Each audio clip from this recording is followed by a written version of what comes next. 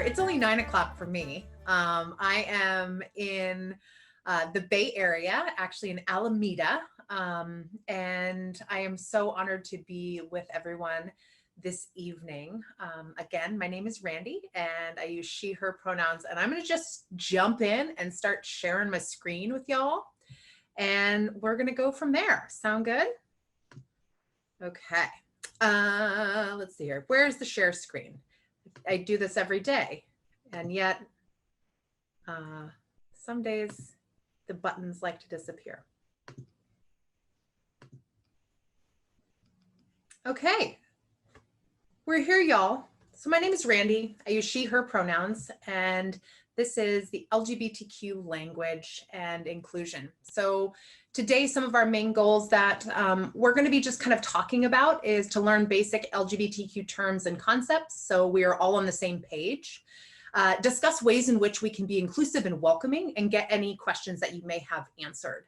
That way, I can be the resource for you. Really quick, just some group agreements. I know a lot of us are muted, and this isn't as interactive that the way I have usually with a lot of my programs, but please just respect each other and respect ourselves. If I share any stories, or if anybody else shares stories today while we're interacting, hopefully we can interact together. Honor confidentiality. I always like to have make space, take space. I am a person who really, really loves the stage. So hand me a microphone, I'll talk all day long. But sometimes that microphone needs to be passed on. So please make sure you're muting yourselves, raising your hand to ask a question, and Rachel will unmute you and take that question. I want those types of things in interactions happening. And you can also type the question in the chat and Rachel will ask the question. Please speak from personal experience. Remember, we're all learning, and give space for imperfections. Again, my name is Randi Reed. I'm the Bay Area LGBTQ Education and Training Specialist of the Bay Area. I use she, her pronouns. And you're probably wondering, like, what is Keshet? What's going on? So Keshet, we are a national organization. We work for LGBTQ education in Jewish life.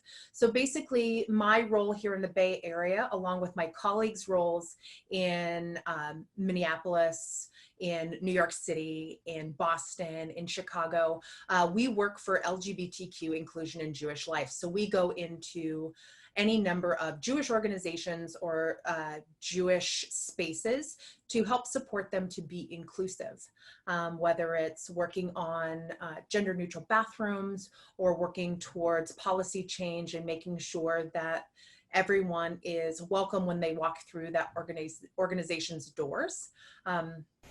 As I said, we work nationally, and we also have within our programs within Keshet, we work with teens, and we work on some social justice and action change. So that's a little bit about Keshet if you haven't experienced or worked with us before. So I'm just jumping into it. So LGBTQ, right? A lot of people kind of know, like, oh yeah, I know that. But do you know the whole acronym, LGBTQIAAP? Some people are like, oh yeah, I got this, I know this, and others are like, what, excuse me? Right? You're like, I thought the acronym was so small. And the beautiful thing is that the acronym has grown exponentially. But before we get into all of that and really discussing what that means, we are gonna just kind of cover some bases first. So when I say sex, we're talking about sex assigned at birth. When I'm talking about orientation, orientation is who you are attracted to romantically or sexually. Sometimes we hear that as sexual orientation, but not all people are sexual. So I like to say orientation because it's all encompassing for a lot of people. And gender. Gender is how someone identifies their self-identity. I identify as a female. I identify as a male. I identify as both, or I identify as neither. These three things are obviously connected, but they are not the same. Does that kind of make sense to people? Does anybody have any questions or thoughts? Can't really see anybody right now because I'm sharing my screen. I do not see any hands. Great. If anyone wants to raise their hand, feel free. So I'm going to keep plugging along. So more on gender. Gender identity can be how you personally self-identify and how you see yourself. And then along with our gender identity and our gender, we have our gender expression. So some people may dress more masculine of center or feminine of center, but your gender expression can be different than your gender identity. And it can either coincide of how you're feeling that day or how you feel in general or how that person wants to express themselves. And then we have gender attribution is usually when people look at you and say, oh, that person is, and they assign a gender just based on what their first thoughts are of meeting that person or seeing that person from afar. And a lot of the times that's really hard for people to get out of their minds when they assign somebody's gender. And that's a place that we can kind of fall into and create bad habits when it comes to understanding gender and understanding how people express their gender and how people feel about their gender. So, sex, orientation, and gender. How do all three of these things kind of work with the LGBTQ alphabet? And we're going to go through the LGBTQ alphabet just so everyone is sharing the same language. Many of us may already know this, but this is a really, really base level place for us to start so I can be communicating with you and you go, oh, okay, now I understand that. So we're just going to jump right into it. So lesbian. A lesbian is a person who identifies as female and who is romantically or sexually attracted to someone who also identifies as female. Gay. Gay is someone who identifies as male, who is attracted to romantically or sexually to another person who identifies as male. Now, you'll see on the picture there's an umbrella there, and that tends to mean an umbrella term, or that's how I explain it, is with the little umbrella signal. So with an umbrella term, you'll hear this. So the Gay Pride Parade is an all-encompassing term for people explaining the LGBTQ plus community. But a lot of people don't identify with the word gay. So if someone looks at me and they go, Randi, are you gay? And I tend to get this when little kids ask me, Randi, are you gay? And I say, yes. But I personally identify as a lesbian because that's how I see myself and that's who I am to me. And I like that term for my identity. Moving on, B, bisexual, someone who is romantically or sexually attracted to someone of the same gender, the opposite gender, or another gender. Does that make sense? Rachel, I'm looking for your cues because I can't really see everybody. You're good. I don't see any questions. Great. Fantastic. Next is transgender. Transgender is when someone does not identify with the sex they were assigned with at birth. So their gender identity does not align with the sex they were assigned with at birth. So if someone was born male and they don't identify as male, the biological male that they were assigned at birth, because that is not who they are. That's not their gender identity with who they are inside. They may be a trans person, that it could be a trans woman or a non-binary person or someone along that spectrum, because you can see that transgender is an umbrella term and it is all encompassing for a lot of people who don't identify with the sex they were assigned with at birth. So to use myself again as an example, I am a cis female. Cis means same, same. I was born female and I identify as female. And so I am a cis female lesbian. Queer. Queer is kind of a really great umbrella term. It's a term that we hear a lot. A long time ago, this word was not a positive word. It was considered bad to be queer, and it was used as a derogatory phrase. But queer has come to be known as an umbrella term for someone's either gender identity. So someone could be gender queer, or they could just identify as queer, and that's how they feel about their gender, neither male nor female, but not trans. They can also identify as queer for their orientation. So lesbian or gay or bisexual doesn't really fit for them, but saying queer fits for their orientation or their sexual orientation. It's also a very all-encompassing term for the LGBTQ plus community. Sometimes you'll hear people say, oh, I'm going to a queer event, or it's the queer community. And that's a bit more of an umbrella term than gay. Whew. I'm going to take a drink of water because it's so much to talk about. Next up is questioning. So questioning is obviously what it is. Questioning. Someone may question their gender identity. Someone may question their orientation. And that is a part of our community and a part of a lot of us have questioned at one point or another, one or both of those things. Intersex. So intersex is more of a new phrase, and intersex is someone who is born with ambiguously genitalia or ambiguous chromosomes. So this person, usually at birth, sometimes you'll know if a person is intersex because their genitalia doesn't match of what the quote unquote normal is supposed to be, whatever that is.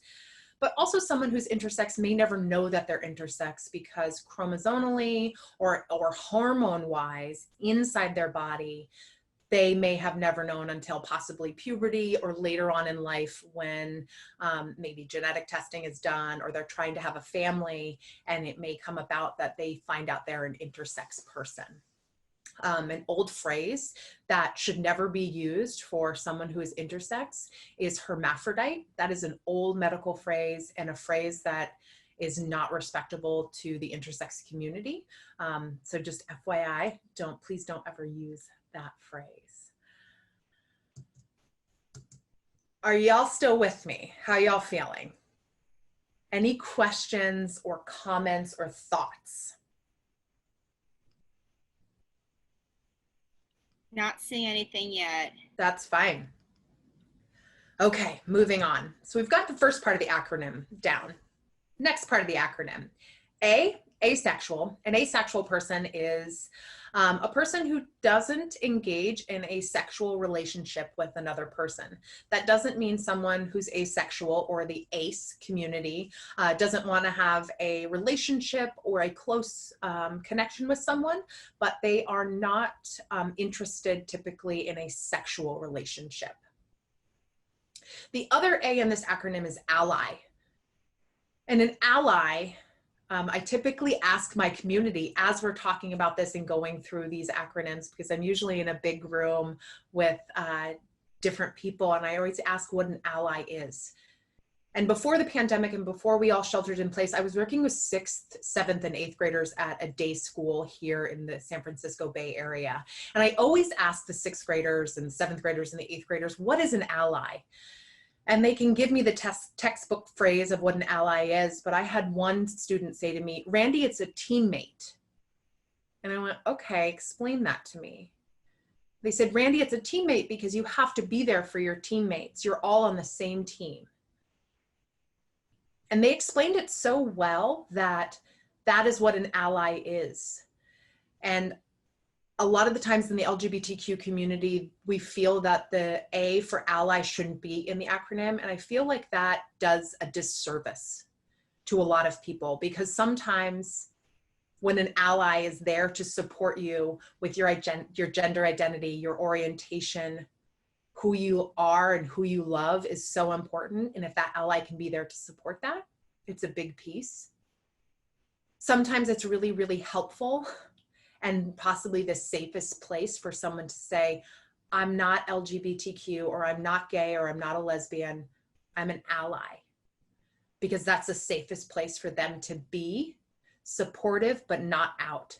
And they might be closeted for a reason, unbeknownst to us, but them saying an ally, this is the safest place for me. And a lot of times allies are really important to be in our community, because I wouldn't be here today if I didn't have my allies standing by. I used to live in New York City, and I was always grateful for my allies if I was harassed on the street or in the subway. The same thing when I'm in San Francisco, if I'm harassed in the street or along the park. I always look for my allies, because those people can also support us for who we are. Moving on, P, pansexual. This is kind of a newer one. So pansexual is someone who is romantically or sexually attracted to another person's personality. It doesn't matter their gender identity, sex assigned at birth, orientation, gender expression. None of it matters. It just matters about that person's personality. And if someone is pan or pansexual, they are attracted to those individuals, or they're attracted to those individuals' personalities, and they identify as pansexual. So, my friends, this is the LGBTQ alphabet. When I first came out, it was LGBT. And now we have a huge acronym of different gender identities, different orientations, and different ways for people to express themselves and name how they feel, which I think is pretty awesome. Sometimes at first I went a little cross-eyed when I started to see how big the acronym was getting. And then I went, you know what? This is really great that it's ever expanding and ever changing.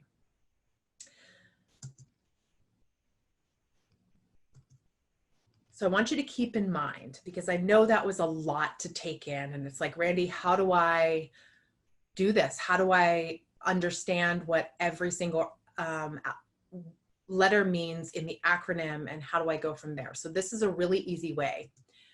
Gender identity is not the same as sexuality. And a good way to remember that is sexuality is who you like to hold hands with. And gender identity is who you hold hands as, or sexuality is who you want to go to bed with, and gender identity is who you go to bed as. We have a few questions. Would you like to take questions now, or wait for later? I would love to take questions.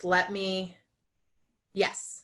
Okay, the first question is from Hani, wider blank. I'm going to unmute you, and you can ask the question yourself.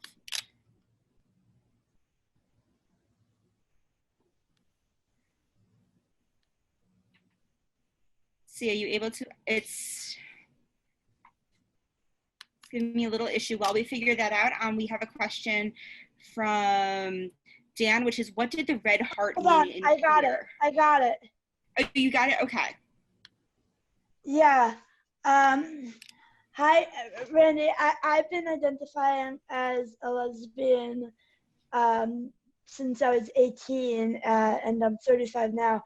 And I've always really liked that term, but I've recently come to realize that I actually am genderqueer, and I'm having some problems, or I guess just dissonance reconciling these things, because as a genderqueer person, I'm not entirely sure I want to give up my claim to womanhood, even though I feel that my gender identity is a lot more complicated than that.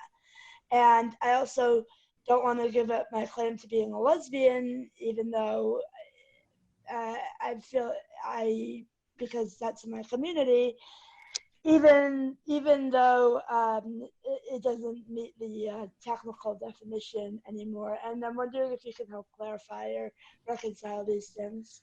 I think you hit the nail on the head with, it's complicated. The beautiful part about your self-identity is how you are feeling and what you're proud about. I'm not the terms police. I am not someone that's like, you can't use that term. I think if you personally connect with saying, I identify as genderqueer, but my orientation, I fall more in line with the lesbian community, and I personally identify as a lesbian, but I am genderqueer. And that's okay. I think that's a way to expand people's understanding of who you are and how you feel. And that's always also your community. I'm very proud to say that I am a lesbian. It also is a part of my personality and part of who I am. So I don't think that you need to give up either. And I think you can have both. And sometimes people might just say, I don't understand. And at that point, I would say, if you give them the consent to say, like, can I ask more questions? You can talk a little bit more about it and say, it's really complicated and I'm still trying to figure things out. Great.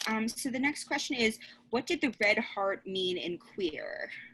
Queer. If someone identifies as queer, they could say that their gender identity is like gender queer. Obviously, we just talked about that. But also, someone can say that their orientation is queer. So they may, and I'll use myself as an example. When I was first coming out, I was unsure. I didn't really know where I fit. I didn't know where to put myself in the box or in the label.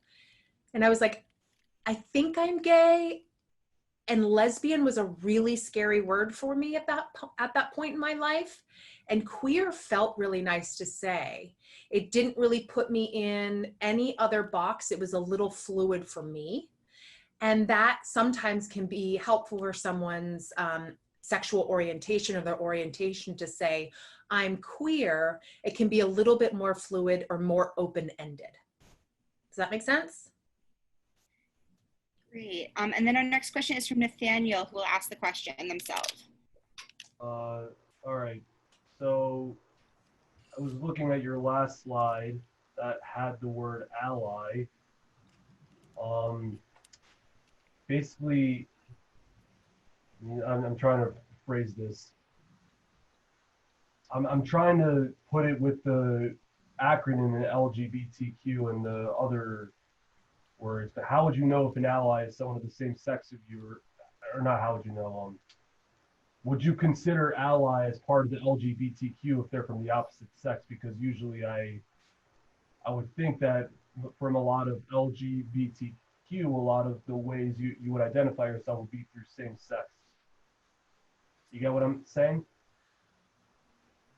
Yes. So when it's an ally's status doesn't change if they're no matter what their gender identity is. If they're a cis person is their sex assigned at birth coincides with their gender identity. So if they're a cis man or a cis woman, they can still be an ally to the LGBTQ community. As an ally, you should be supportive of the LGBTQ community, same as an LGBTQ person should be supportive of you. As one of my kiddos said, remember, the teammate. They need to be a teammate. And an ally isn't just someone who puts on a rainbow shirt and goes to the pride parade. An ally is someone that's there for the community through thick and thin and understands that the pride parade is a reason because of a riot. And we work together with our allies to create communities and have, the equal rights that everyone deserves. Does that kind of answer it? So I guess in a way, ally, sort of, you're saying is like people who support those who who choose to identify within the LGBTQ community. Yes. So people who identify as LGBTQ plus, and if you don't identify within the as gay or lesbian or transgender, you can still be an ally to the LGBTQ community. Okay. And not identify with any of those things and still be supportive. It doesn't make you gay to be an ally. Okay. Great. Any other questions? I think there's just one last question before we move on, which is, why do some people want to be called they or them, not him or her? Oh, you're reading my mind. That is exactly what we're going to get to next. So I'm not going to answer the question. We're just going to move on. So other terms to think about: she, her, hers, they, them, theirs, he, him, his. So these are our pronouns that people identify with. And we're seeing these more and more. You can probably see these in my picture and a few other people that I saw on our little names for Zoom. You can self-identify what your pronouns are, which is really helpful because when we're talking about people, typically if we don't know their pronouns, we'll use they, them. Or if we do know their pronouns, or we assume their pronouns, we'll assign them a pronoun, usually when we're speaking about people. So with pronouns, if someone is using they, them pronouns, or she, her pronouns, or he, him pronouns, that's their gender identity. That's how they're feeling. This is who they are. So someone using they, them pronouns may not identify or feel connected to the pronouns of she, her, or he, him. And they're like, you know what? Though neither of those pronouns work for me. Neither of those gender identities work for me. I don't identify as a male, and I don't identify as a female. I'm gender neutral or non-binary. And so they, them pronouns fit that person really well. And that feels great when you have a place to, you know, call your own. And it's like, oh yeah, that feels good. That's who I am. Same as when I get called sir, I go, yeah, it's not really who I am, but I know I have short hair. You assumed I was a guy, but I'm not, but I use she, her pronouns. So when talking about pronouns, a lot of the things that people do are they assume people's pronouns. And the best practice you can do is to not assume somebody's pronouns. So if you don't know somebody's pronouns, you can either ask or listen for cues. And in the meantime, you can always use their name in place of pronouns. So you can say, well, Randy's coming over and Randy's going to bring a lasagna. And then when Randy gets here, hey, Randy, I want you to meet my friends. This is Brian and Jackson. This is Randy. And I say, hi, I'm Randy. I use she, her pronouns. And then Brian and Jackson know, okay, Randy, she uses she, her pronouns. Great. Awesome. And then in turn, I would say, Brian, Jackson, what are your pronouns? And Brian and Jackson would say, oh, I use they, them. And then another person or one of them says, I use she, her pronouns. So it's never good for me to assume someone's gender identity just based on a name or the way they present themselves. As I said just now, if you want to know somebody's pronoun, offer yours up. Offering your pronoun first is a really great way to be inclusive and to start up a conversation. And at some point, that person will be like, wow, that felt really good that you were just trying to get to know me more and respect my pronouns, whether you know their pronouns or not. A lot of people say to me like, Randy, I've worked with this person for so many years, I already know their pronouns. But it's still really good to ask and make it a workplace or a community-based or a culture-based practice to know people's names and pronouns. When you are interacting with different people and someone is either accidentally using someone's wrong pronoun or purposefully using the wrong pronoun or misgendering someone, always correct them. It's a polite thing to do, it's an honorable thing to do, and it's a way to be an ally. And my partner is in our bedroom right now, and I think she knows I'm going to tell this story, but I'm just going to tell this story. When my partner and I first started dating, she didn't know my name. And she didn't know my name for about 2 weeks. And she knew my last name, but she was so embarrassed that she was like, gosh, I can't remember her name. Or she would forget or try to call me Brandy, not Randy, but with a B. And it just makes me laugh because I'm like, you could have just asked, like, it's okay. And being able to kind of get out of that comfort zone and say, hey, I forgot your name. Could you please remind me? Is the same as, hey, could you please remind me your pronouns? I use, and whatever pronouns you use. Actively using people's pronouns when they are around and when they're not around is honorable and helpful. And when it comes to pronouns, if you make a mistake, because Lord knows all of us have, and all of us will, I know I have, numerous times, and I'm a professional queer. I have messed up pronouns. You quickly apologize and correct yourself and move on.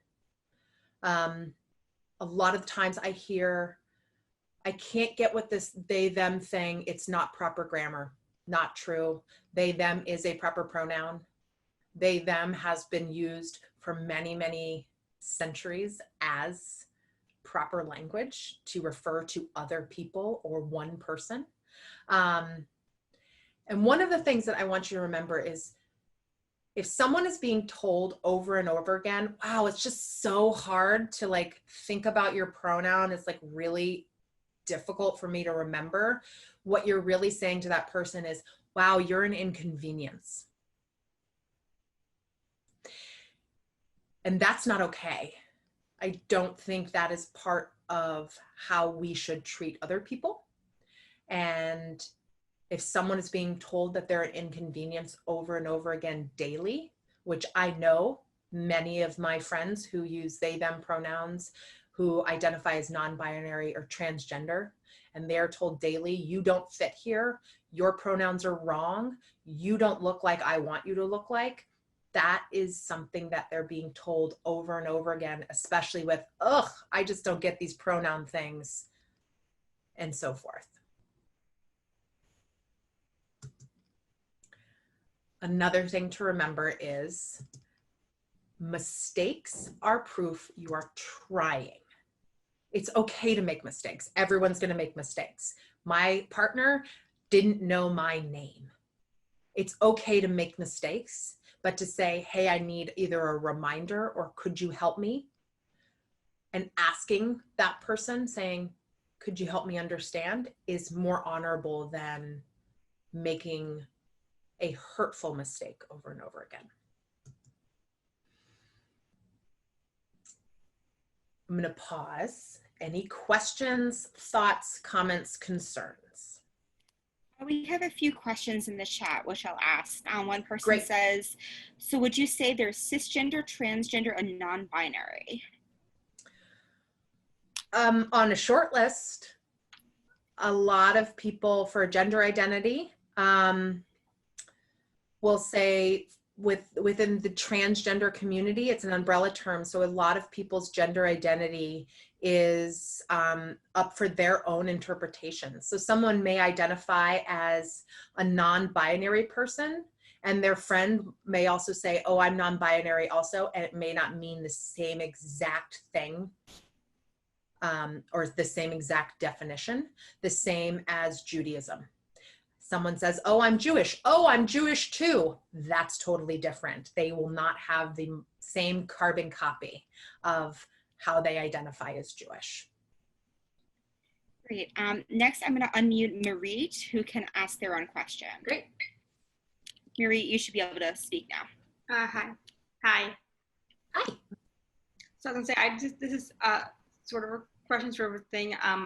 I identify myself as non-binary, but often in situations I'll use she or they pronouns just because I'm a very female-presenting person, and I also identify as a lesbian. So in a lot of situations, it's easier for me just to like put myself forward in case people may be like less comfortable. But I guess it's sort of, I guess this question sort of like, there's not really a proper term for that or a proper way to show being non-binary. Obviously, this is different than my other NB friends. But I mean, is there like a better way to like tell people like, I prefer one pronoun, but it's a better way to like let people know that like it's okay if you make a mistake, but I would prefer you skewed more towards the non-binary pronouns. Yeah, I think that's, oh, sorry, did I cut you off? No, so I'm just saying it's like a tough conversation to have every time. It's fully a tough conversation, but the first 3 things that I heard you say was like, I know it's really uncomfortable and it's hard. You said uncomfortable for when people misgender or use the wrong pronoun for you, or for you to use female pronouns when that's not really what makes you feel good. It's the same as if my partner still called me Brandy. And I'm like, actually, that's not my name. And she's like, well, I can't really, I mean, it's just easier to call you that. Who is it easier for? Because you're hurting me. So I think it's perfectly acceptable for you to say, this is how I identify, and please use they, them pronouns. I prefer you not to use she, her pronouns. And if you can, use my name and they, them pronouns. It's perfectly okay for you to say, this is who I am. This is how I'm proud. And it's okay for you to make a mistake. Let's talk about it. And if they have questions, if you invite them or they ask, can I ask you some questions, and you give them the consent to say, yeah, I'm okay with answering those questions, and answer questions with them, that can be great too. It's also not your job to educate everybody. So if they're like, well, I really don't understand, you can say, you know, Keshet has a really great website. Why don't you go there and look up why pronouns are important? Thanks. Yeah. And then it looks like we have one last question, which Great. is it good practice to tell someone you don't know well, please correct me if I misuse your pronouns? Yeah, I think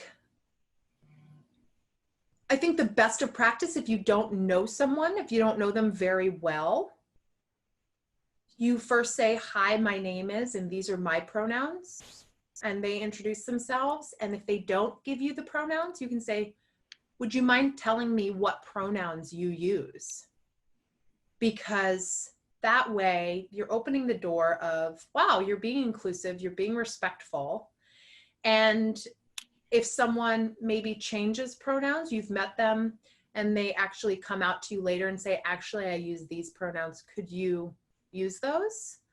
Or I'd prefer if you use those. Yeah, sure. And you can say, correct me if I'm wrong or if I miss. It's okay to make the mistakes. Vindictively, it's not okay to make the mistake, but accidentally, it happens because of the gender attribution that our brains do. Great. Ready So to move I on? think that's all the questions we have. So Awesome. So as we're talking about these things and talking about like what makes, I'm just checking time really quick. Okay. What makes us being able to do this is what we say and do matters. So when it comes to working with people, talking to friends, you heard me say it when we all started, hey y'all.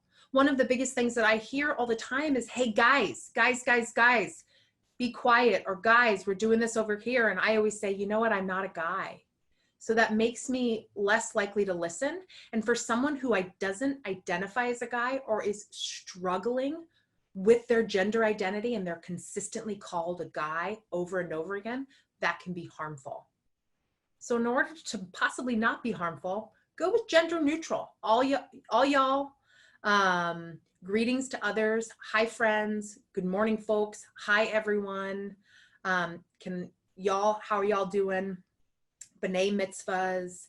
When you have name tags, putting your name there and also putting your pronouns without even being prompted can be a flag for someone to say, oh, that person's inclusive, and they'll understand if I put they, them, or zir on my pronoun, on my name tag.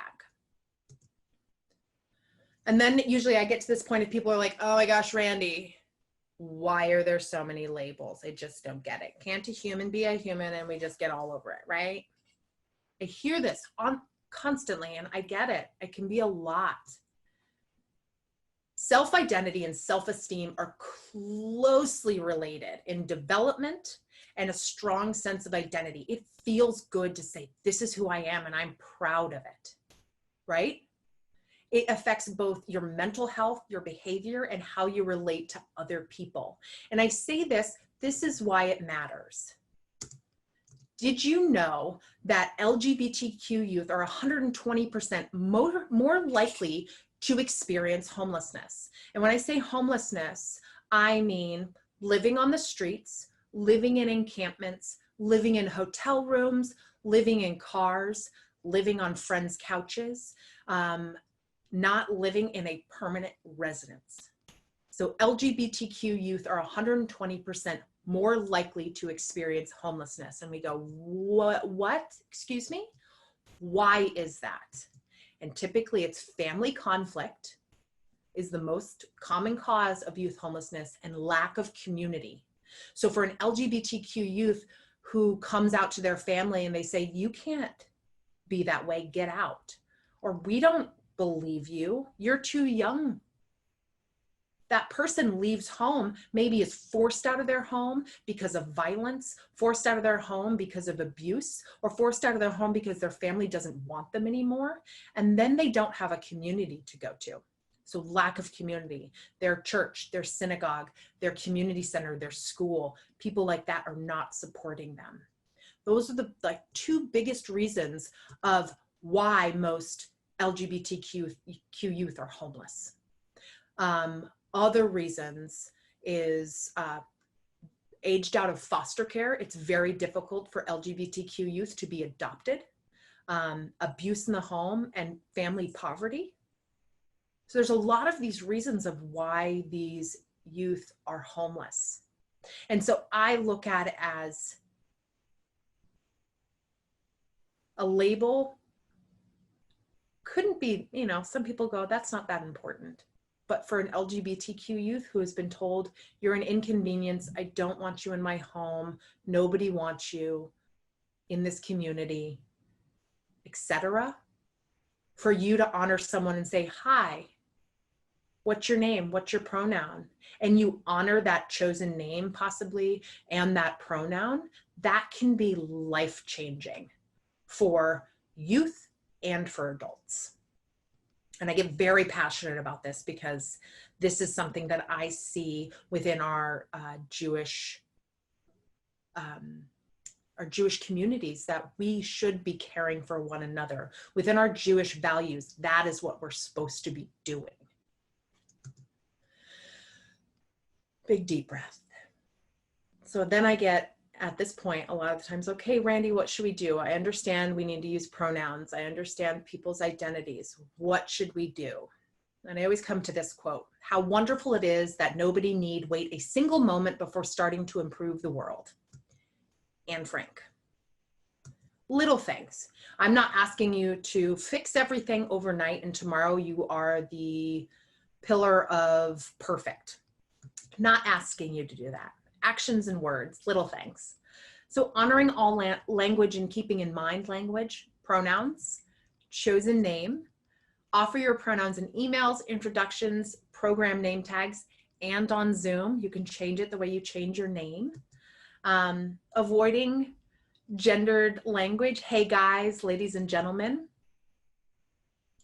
I want you to take a look around when we're finally allowed to go back into public, when we're finally allowed to go to the JCC, when we're finally allowed to travel again. I want you to take a look around and look where the bathrooms are. Bathrooms? Randi, I know, I live in New York City.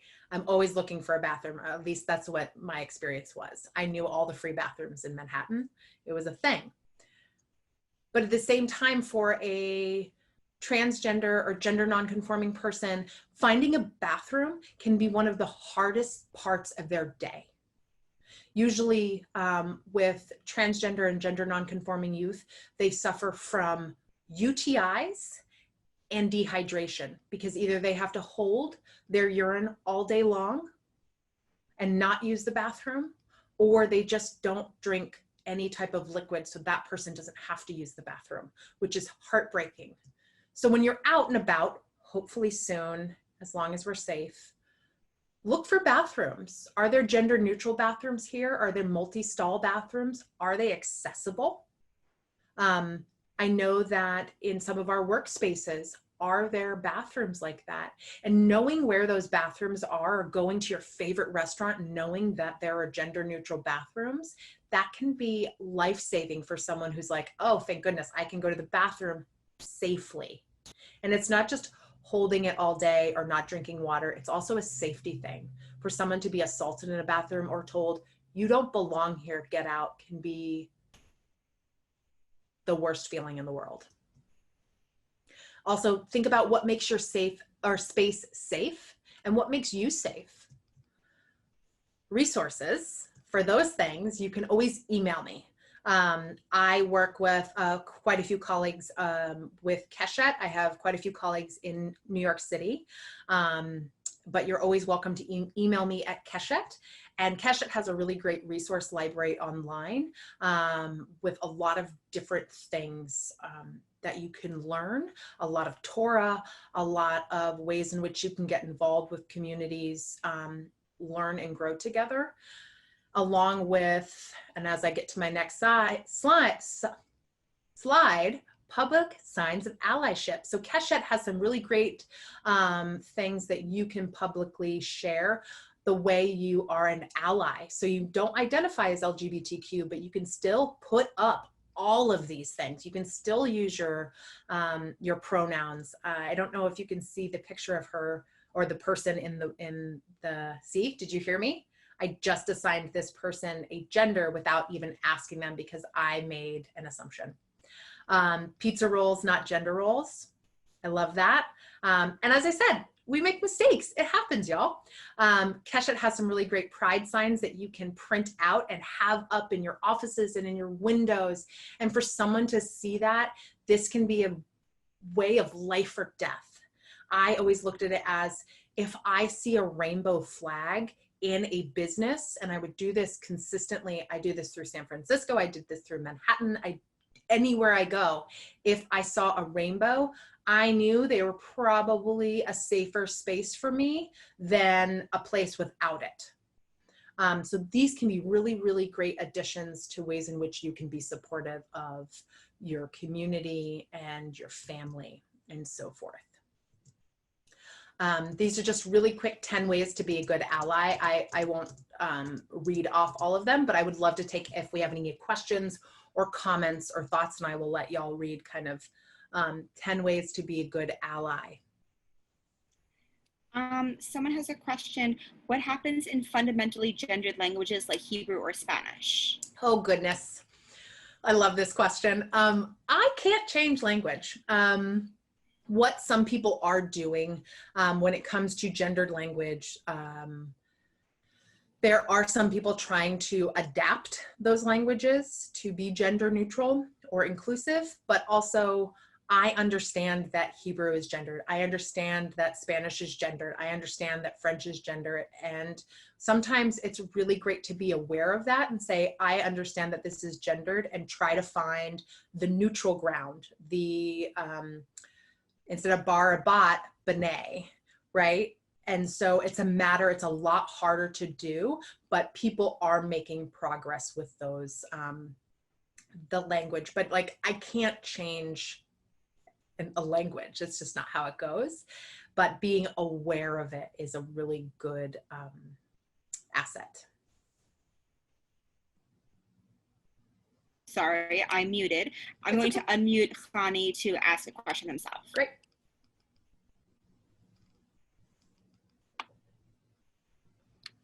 Khani, can you get on? I'm asking to unmute you.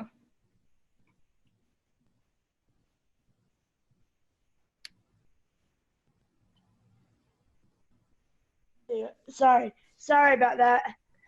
I have a question about education and intersectionality. So in addition to being lesbian and potentially genderqueer, I'm still figuring out that part. Also a differently abled person. And the burden of educating people on both of those things is really, really hard. Yeah. And the burden of educating people on disability and accessibility and queerness and how those things mesh or don't mesh together is sometimes very hard and painful. And people just expect me to do it for them because they know that I live it, and sometimes I will, sometimes I want to, sometimes I don't want to. And sometimes I just do not have the energy for it that day. Yeah. It's, I guess I'm wondering how to encourage further inquiry into this. And encourage further learning in a way that opens up the experience to people who want to know more without having to take on the burden all by myself. Yeah, I think being honest with people to say like, hey, that's a really great question. I am just not up for answering it today. I understand that you're curious, but this is and give them a maybe a website that you know of about accessibility purposes, or you can give them the Keshet website. I actually don't know any websites that deal with both of these issues. I see those are tough. If you can email me, I can talk to a couple of my colleagues to see what we have. I don't have anything offhand right now. I am, as soon as I stop sharing my screen, I will put in a bunch of links for some good resources for y'all to like take a look at. But I think it's okay for you to say, I don't have the energy, or, you know, I'm not in that headspace right now. I'm kind of at my friend's birthday party and I don't feel like talking about this. Maybe another day I'll approach you and like give you a conversation, or you can check out other resources online. Everybody knows how to Google. Great. And so it's 12:55, so that brings us to our time. There you go. Yeah. So I'm going to stop sharing my screen and I'm just going to plop in those resources, and I'm happy to answer questions for anybody when it comes to any of the other topics, or talk offline another time.